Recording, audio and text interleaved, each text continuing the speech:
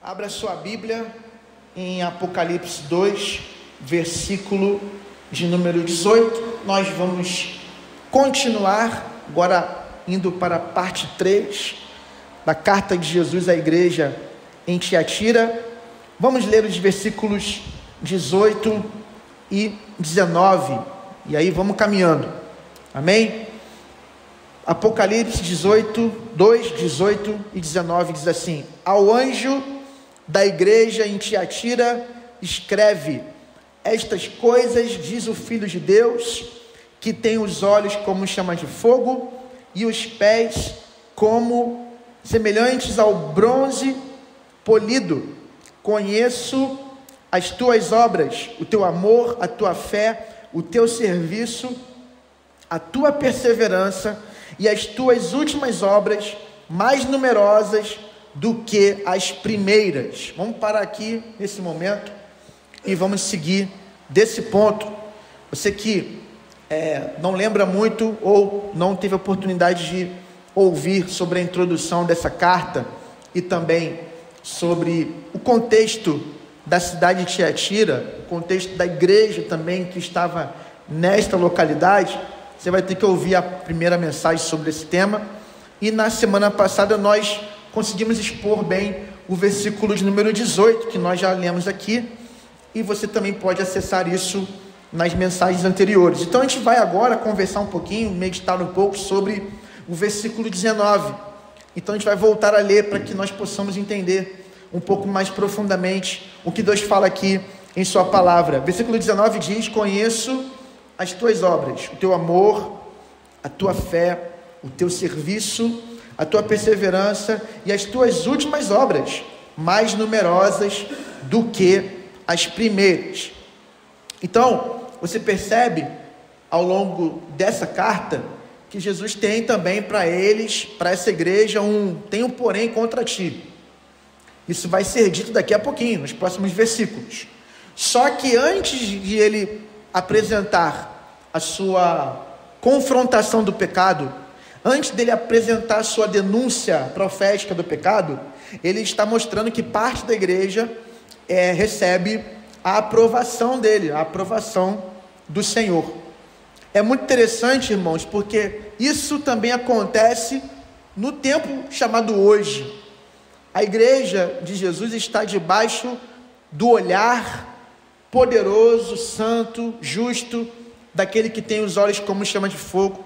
Já tratamos disso aqui, de que ele tudo vê, tudo conhece, ele é onisciente, e ele é juiz sobre a terra, também sobre a igreja. Já falamos sobre 1 Pedro capítulo 4, já falamos que o juízo começa pela casa de Deus, já falamos que ele é aquele que não deixa a impunidade se perpetuar, ele julga até na história, mas pode também julgar escatologicamente, ou seja, nos últimos tempos, nos últimos dias, no fim dos tempos, no fim dos séculos, ele vai julgar todos aqueles que são vivos e mortos. Agora, a igreja já está debaixo desse olhar de juízo, né? E ele tem o poder, nós falamos semana passada, que ele, com seus pés semelhantes ao bronze polido, ele tem poder para esmagar a impiedade, para esmagar os pecadores, para esmagar Satanás. Isso tudo vai acontecer em algum momento da história. Agora, ele também mostra que esse olhar dele é um olhar tão justo ao ponto de verificar quem está vivendo de acordo com a sua vontade. Então ele vai dizer: conheço as tuas obras, aqui num sentido positivo, não para toda a igreja, mas para uma parte dela, dizendo: eu sei como você vive, eu sei do teu amor. Quando ele fala conheço as tuas obras, ele vai começar a elencar isso.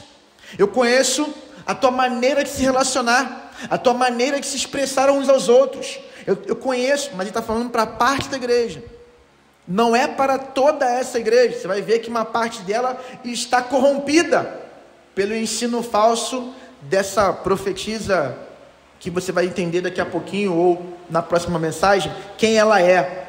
Será que é uma Jezabel verdadeira? Será que é um nome simbólico? Enfim, mas muitos se corromperam para esse ensino falso, para essa heresia. Porém, uma parte da igreja. É como se fosse os remanescentes dos tempos de Elias, que também foi perseguido por uma mulher chamada Jezabel, a esposa do rei Acabe, e que era uma mulher também que buscava pela violência, pela perseguição e pela promiscuidade e idolatria, fazer o povo de Deus se corromper. E aí, também no espírito de Elias havia um povo em Tiatira, uma parte daquela igreja, que não estava cedendo ao falso ensino, mas estava crescendo principalmente no amor, crescendo na fé, crescendo no serviço. Eu queria que você entendesse isso comigo, porque, veja, aqui quando nós vemos conheço as tuas obras, é o Senhor dizendo, Senhor, eu vejo e conheço os que são fiéis. E nós cantamos isso hoje, curiosamente, nem foi eu que escolhi o cântico, tá? Hoje não foi, esse não. O Senhor conhece os que são seus. Tem um texto, se eu não me engano, em Naum, capítulo 1, versículo 3, que diz, o Senhor é bom, fortaleza no dia da angústia, e conhece os que confiam nele. É interessante, nós não temos como teatralizar a fé diante de Deus, porque Ele sabe quem cada um é, Ele nos vê no nosso dia a dia, e o seu juízo nem sempre é um juízo condenatório. Quando a gente ouve a palavra juízo, a gente está já pressupondo, imaginando que virá um juízo negativo, de condenação, mas não, Ele está julgando e está dizendo, olha, estou vendo, e é bom, para a parte da igreja, Ele consegue ver. Eu gosto do Hernandes Dias Lopes, quando ele vai dizer, quando perguntam para ele sobre como vai a igreja, ele costuma dizer assim, a igreja, ela vai muito bem, obrigado, a igreja vai mais ou menos, e a igreja vai muito mal das pernas. Ele responde tudo isso ao mesmo tempo. Por quê? Porque no meio da igreja tem pessoas que estão crescendo em amor, crescendo em fé, em serviço, em perseverança, em santidade, mas tem gente também que está meio que flertando com o ensino da Jezabel, e tem gente que já está no meio da bagunça, da confusão, já está comendo carne sacrificada a ídolo, já está adorando outros deuses, já está se metendo com prostituição. Na igreja tem gente que está buscando mais de Deus, santidade, mais frutos no Espírito, servir ao Senhor com alegria. Tem gente que está meio que, né, o mundo está muito, sabe, fazendo convites sedutores, e a pessoa está na dúvida se vai ou se não vai, né? Você conhece, já ouviu falar, né, do crente Raimundo? Quem é o crente Raimundo? É o quê? Um pé na igreja, o outro no mundo, irmão. Tem crente também que está nessa situação dentro da igreja, e tem gente que já está perdido dentro da casa do Pai. Jesus está vendo tudo isso, e aqui Ele está falando para os fiéis. Quando você percebe que o Senhor vê também quando você acerta, eu acho que você deveria se alegrar e se motivar a continuar perseverando na obediência, porque falamos no domingo passado, o justo viverá pela sua fé, Abacuque 2,4, né? Olha o soberbo, seus caminhos são caminhos errados, são caminhos de morte, seus caminhos não são caminhos bons, mas o justo, que não é soberbo, ele viverá pela sua fé. Você entendeu basicamente, né, no meio daquela mensagem da semana passada que não teve um esboço definido? Você entendeu que fé aqui não é uma coisa que você usa para manipular o relacionamento com Deus. A fé é o meio pelo qual você se relaciona com Deus e vive a obediência que te faz se tornar mais semelhante a Cristo. A fé é um meio de santificação da igreja. Por isso que você vive pela fé. Sem fé, você não agrada a Deus. Paulo vai dizer, se não me engano, no capítulo 10 de Romanos, ou 14, agora não vou lembrar exatamente o texto, mas ele vai dizer que aquilo que não é de fé, que não provém da fé, é pecado. Olha que interessante. Se você tira a fé, o que fica na nossa vida? Pecado. Porque a fé é o meio pelo qual eu vou tomar posse da graça, do perdão de Deus sobre a minha vida, que eu não mereço receber. Então a fé não é o que me salva, a fé é aquilo que me faz receber a salvação que Jesus dá. A fé não salva, quem salva é o Senhor Jesus. Mas como é que você recebe isso? Fé. E o que vem antes da fé? Arrependimento. E eu estou repisando isso por quê? Porque são doutrinas fundamentais e elementares que têm que estar fincadas em nosso coração, para que nós possamos entender o que Ele espera de nós. Domingo que vem, no próximo domingo, a gente vai começar a falar uma nova série. Em fevereiro falamos do Evangelho.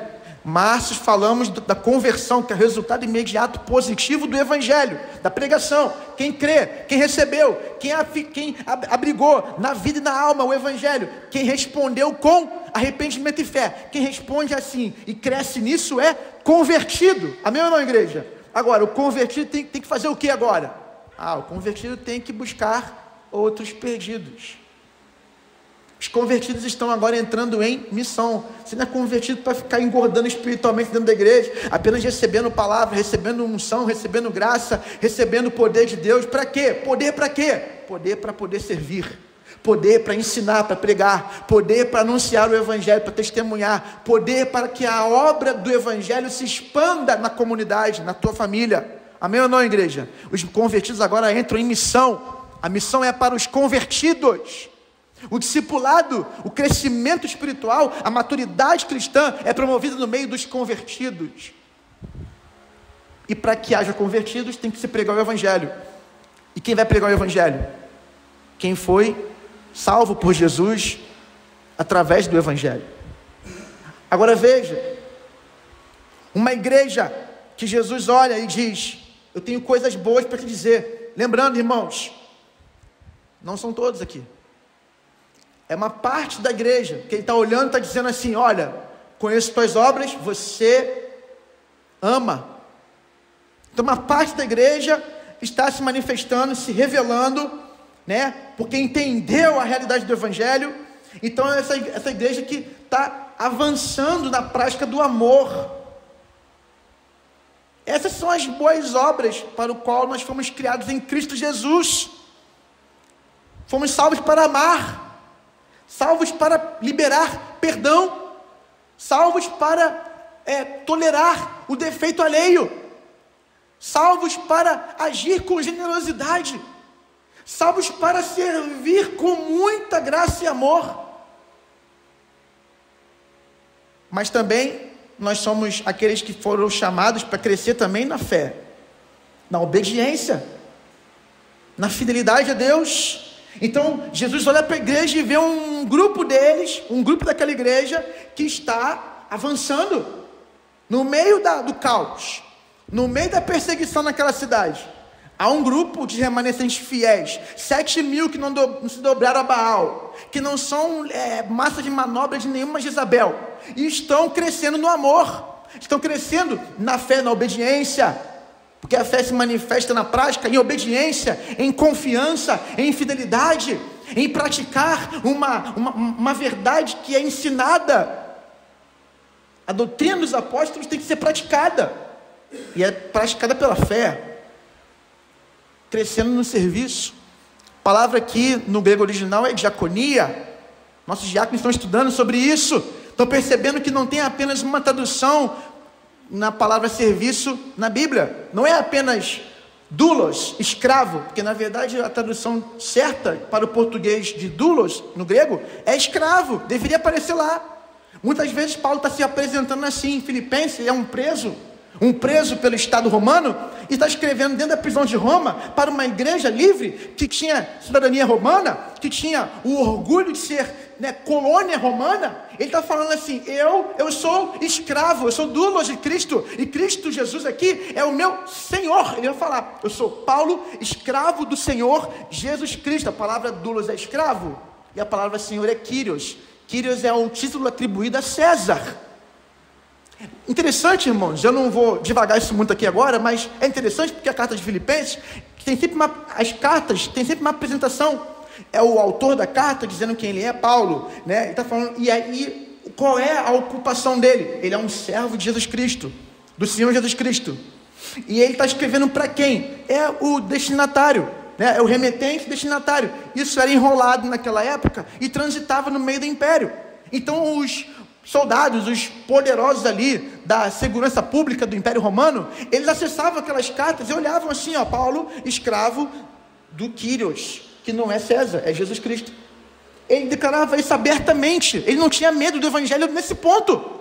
Ele não tinha medo de dizer de quem ele era propriedade. Eu sou propriedade não do império, eu sou de Jesus Cristo, Ele é o meu Senhor, Ele é o meu divino Rei majestoso, que era o título que César arrogava, ou queria arrogar para si.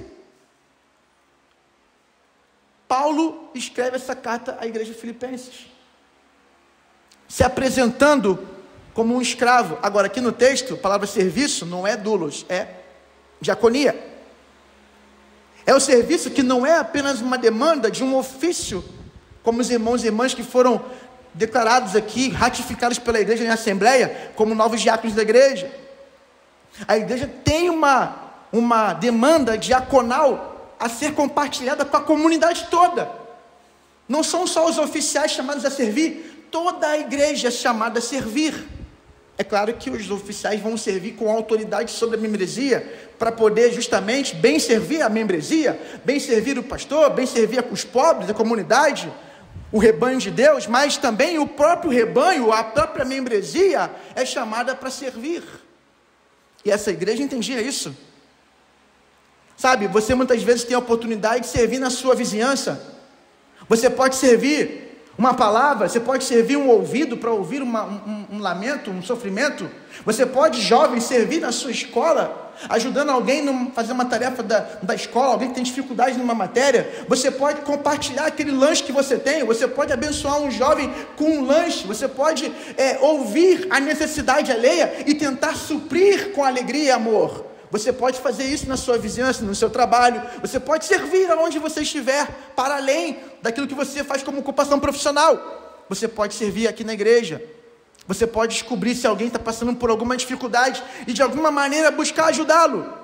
Quem entende isso, irmão? Amém? Você entendeu? E a igreja de Tiatira tinha uma parte dela que crescia no serviço, que se crescia na perseverança, que em meio às tribulações, que em meio à oposição, talvez vendo dentro da própria membresia pessoas que estavam se desviando, eles perseveravam firmes na obediência, firmes na palavra, firmes na comunhão do Senhor, no partir do pão, como foi dito aqui no começo, na ceia do Senhor, nas orações. Uma igreja que estava perseverando, parte dela, é bom destacar isso, é parte da igreja que está fazendo isso.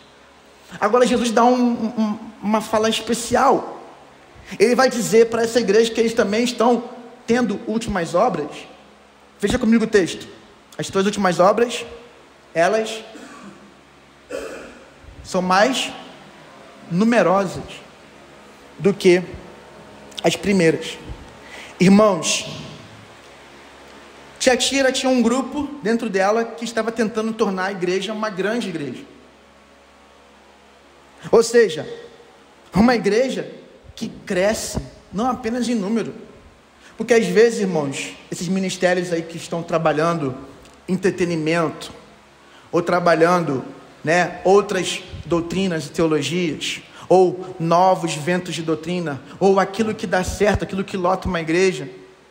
Já falei aqui em outras oportunidades, eu poderia fazer um monte de coisa aqui, que poderia encher essa igreja aqui. É muito simples, a gente faz um estudo da realidade cultural da comunidade, a gente vê o que é a dor da comunidade, a gente começa a ver alguns subterfúgios, e se tiver o investimento, a possibilidade, a gente realiza e enche aqui. Mas Jesus não quer uma multidão de consumidores, Ele quer reunir discípulos. Jesus não está tão preocupado com a numerolatria de muitos corações pastorais, Ele está preocupado que esses que vêm para a igreja se tornam parte daquilo que Ele está fazendo nesse mundo. Pessoas que têm o coração voltado para Cristo, para Deus, e que estão envolvidas com a missão de Deus nesse mundo, que não estão apenas para expectar, que não estão apenas para ouvir, mas que estão querendo crescer nas boas obras. O Senhor está falando para a igreja aqui, vocês, parte dessa igreja, está fazendo obras mais numerosas, ou seja, um povo que não está só servindo, mas está multiplicando o serviço, não está amando, está multiplicando o ato de amar. Eu queria muito conhecer esse grupo aqui, porque esse é um elogio único nas cartas de Jesus à igreja do Apocalipse. Para nenhuma outra igreja, ele não vai identificar isso em nenhum outro lugar. Vocês têm obras maiores. Em nenhum momento ele falou assim, vocês têm muita gente aí. Em nenhum momento ele falou assim: vocês estão influenciando na política nacional ou da cidade. Em nenhum momento eles estão falando assim: nossa, vocês estão enchendo estádio de futebol. Ou vocês têm um canal no YouTube com milhões de seguidores, de inscritos. Vocês não fazem grandes eventos. Ele está falando isso. Ele está falando isso. Ele está falando que vocês estão crescendo em obras. Vocês estão amando mais. Vocês não amam apenas, vocês amam muito. Vocês amam intensamente. Cada vez mais. Vocês não têm uma fé, uma obediência. Vocês estão obedecendo cada vez mais. Vocês são cada vez mais radicais na obediência. Vocês não estão servindo, vocês estão cada vez mais excelentes no servir as pessoas e no servir a mim. Irmãos, Jesus não precisa do meu serviço. Ele é todo poderoso. Ele é tudo. Ele é o provedor. Ele é o alfa e o ômega. O que ele tem necessidade? Muitas vezes ele fala: quando você faz a um pequenino, você está fazendo a mim. Aí vem a questão para nós. Nós estamos crescendo no amor. Você tem amado cada vez mais os seus e os que estão à volta, porque eu vou falar para você: amar na família é mole. Amar quem te ama, o teu amigo, amar quem gosta de você. Provavelmente esse povo em Tiatira não apenas amava os seus iguais, não amava os que o amavam, os que davam a reciprocidade do amor, mas amava também até inimigo. Crescer aqui em obras numerosas é amar numa intensidade que você vai amar até quem você, por essa pessoa, é odiado. Olha isso, irmão. Fé, perseverança, serviço. Então, eu quero te dizer uma coisa. 1 Coríntios capítulo 15, versículo 58. Portanto, sede firmes e constantes, sempre abundantes na obra do Senhor, sabendo que o vosso trabalho não é vão no Senhor. Eu quero te encorajar nessa noite, a você que está movido pelo Espírito para amar, movido para continuar obedecendo a Cristo, buscando santidade pela fé. Você que está movido pelo Espírito para servir a igreja local, servir a sua família, servir aonde o Senhor te plantar. Você que está movido pelo Espírito a perseverar nesse propósito divino, insista, continue. Sabe por quê? Porque o seu Senhor, o juiz, aquele que tem olhos como chama de fogo, ele contempla e vê o que está acontecendo na sua vida, até mesmo nos ambientes onde ninguém vê. Olha, nosso irmão Selmo, diácono, está cuidando da mãe dele. Você acha que isso não é serviço a Cristo? Thalita, minha esposa, cuida há anos da mãe dela, muito doente. Tu acha que ela não serve a Cristo? A minha pergunta para a gente encerrar hoje, vou ficar com esse versículo só, não tenho pressa, vamos fazer parte 10 de Tiatira. A minha pergunta nessa noite para você, aplicando a mensagem para a tua vida, para o teu coração: quem é a pessoa que está percebendo a diaconia de Jesus através da sua vida? Ou só os oficiais vão ser diáconos no reino de Deus? Guarda no teu coração, a igreja também é diaconal. Amém, igreja? Não, os diáconos vão servir, claro, com mais intensidade, porque sobre eles está maior responsabilidade. Eles são integrais nesse ministério. Eles servem e tem que pulsar no coração deles o tempo inteiro a necessidade humana, a necessidade material, social, espiritual também. Diácono visita para orar. Diácono cuida espiritualmente do rebanho de Deus junto com o pastor. Agora, essa demanda não é só dos oficiais da igreja. Membros, você que não é oficial da igreja, você que não é pastor, não é diácono, não é líder, você também é chamado para servir. E o Senhor vai te direcionar. Se você não está crescendo nisso, eu te convido. Cresça. E olha, tudo que você faz, ainda que ninguém veja, ainda que não esteja aqui no púlpito, porque a gente acha, né, nossa visão equivocada do Evangelho, de que servir a Deus é pegar um microfone e subir num púlpito aqui para poder se apresentar a uma igreja. Isso não é serviço, não. Isso também é uma das coisas que a gente faz para servir a Deus. Mas você não está fazendo só obra de Deus quando você tem um microfone, você está no instrumento, quando você tem visibilidade. Você muitas vezes vai servir a Deus nos bastidores da existência. Na sala da sua mãe, na sala da sua avó, no quarto daquele que está doente, ouvindo alguma história de alguém, algum amigo da escola que está sofrendo, e tentando orar por ele, ajudá-lo, você pode servir. E certamente quem cresce nisso, o Senhor está vendo, e Ele vai recompensar. Aquilo que nós fazemos para Deus em secreto, Ele um dia nos recompensará em público. O nosso Deus é justo, e Ele nos julga, nos abençoa segundo aquilo que nós realizamos. Cada um será julgado segundo as suas obras, sejam elas boas ou más. Que Deus nos dê graça para que no juízo dele Ele nos encontre fiéis e possa dar a mesma declaração que Ele deu para parte da igreja em Tiatira: conheço as tuas obras, conheço o teu amor, conheço a tua fé, o teu serviço, a tua perseverança e muito mais. Você recentemente está produzindo mais do que quando foi no começo. Lá em Éfeso, a igreja em Éfeso começou muito bem, mas foi perdendo o primeiro amor. Combateu a heresia, evangelizou, cresceu, fez muita coisa, mas depois perdeu o amor. Essa igreja não. O amor do início hoje é maior. A fé do início hoje é maior. O serviço no início hoje é muito maior. A perseverança do início é maior. Que Deus nos dê essa graça. Assim seja, em nome de Jesus. Você pode dizer amém, irmão? Amém. Quem recebe essa palavra, levanta a mão assim, em nome de Jesus. Glória a Deus por isso. Vamos ficar em pé?